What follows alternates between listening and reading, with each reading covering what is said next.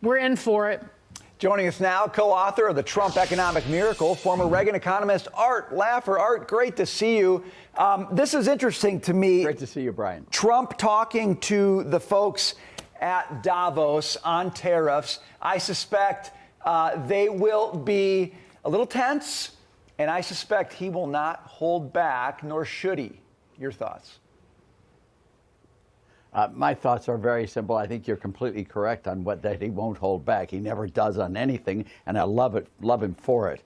When you heard that person at Davos say, trade wars have no winners, they're true. Trade wars don't have any winners.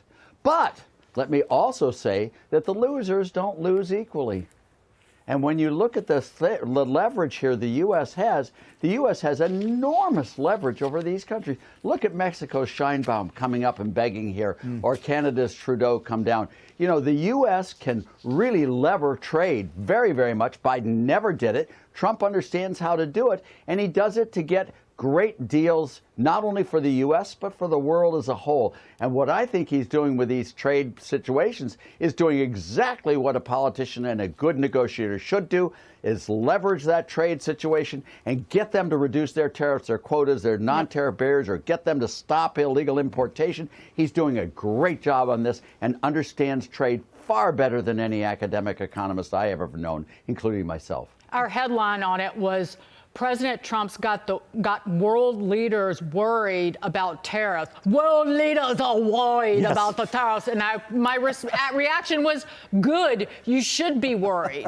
Because America's back in the driver's seat, and we're not going to operate based on you pushing us around.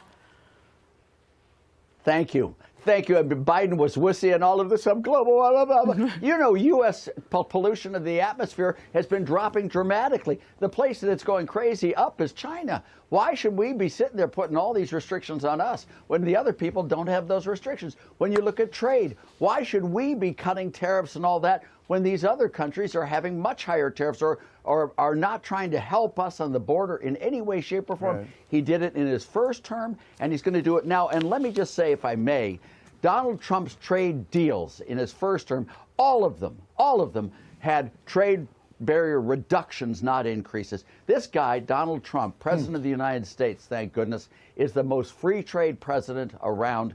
He just knows how to use trade for negotiation. He's a negotiator, and he's going to use that with enormous leverage and make us a lot better and make us really prosperous again, along with the rest of the world. Right. Democrats always want to hike corporate taxes, but then when you talk about raising a tariff slightly on imports, they act like the sky is falling when imports are only 14% of our economy. They're so disingenuous and stupid. Now, to your but he even doesn't dig, and he doesn't even raise the taxes on imports. He uses it as a negotiation tactic. They come here and we negotiate much better deals. It's a good threat. And by the way, he would have to carry it through if they didn't. I mean, that's what a good threat does, is you can't just threaten without carrying it out. Right. But he's great at this, and I expect he's going to make us terrific economy.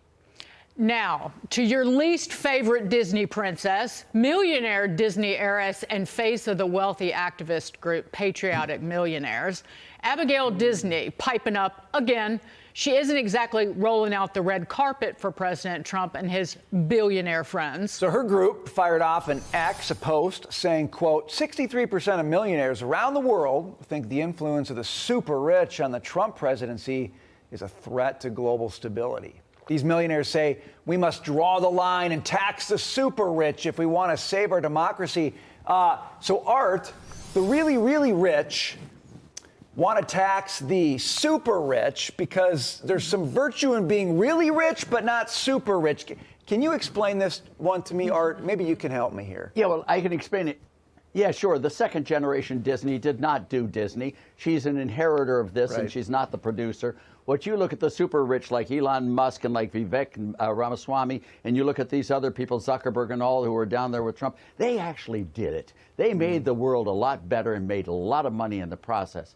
And when you look at these people who want to tax the rich, my book, Taxes have consequences, which I wrote with Dr. Gene Sinkfield and Dr. Brian Dimitrovic. That shows clearly that every time we've raised taxes on the rich, the economy has underperformed, tax revenues from the rich have gone down, and the poor have been hammered.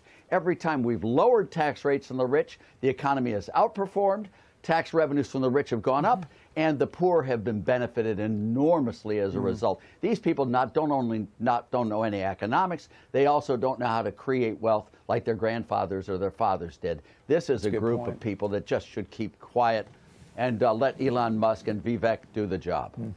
Amen. Along with Trump, of course. Yes. Trump did it all himself, too. Exactly. And one thing that pushed Silicon Valley and those tech entrepreneurs toward President Trump was Biden and Harris's idea to tax unrealized capital gains, which would have destroyed business creation or funding of startups in this country. Art Laffer, thank you so much, sir. Good to see you, Art. Pleasure, I love sir. your show.